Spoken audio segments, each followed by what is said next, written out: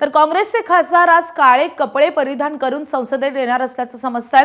काँग्रेसचे खासदार आज संसदेत आंदोलन करणार आहेत।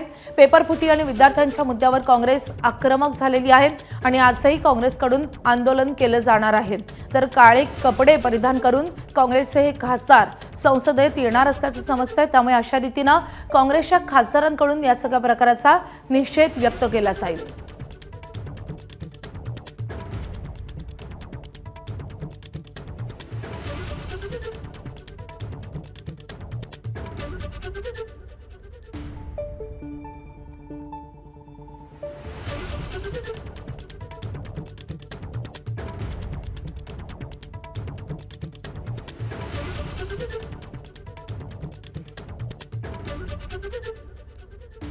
तर आज संसदेत नेमकं काय घडतंय पाहणं अत्यंत महत्त्वाचं असेल। गेल्या 2 दिवसांपासून संसदेचं कामकाज नीट होऊ शकलेलं नाही। विरोधकांनी खूप आक्रमक भूमिका घेतलेली आहे।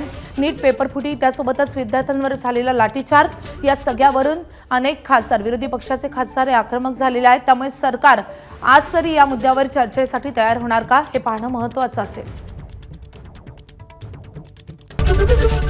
एबीपी माझा, उघडा डोळे बघा नीट।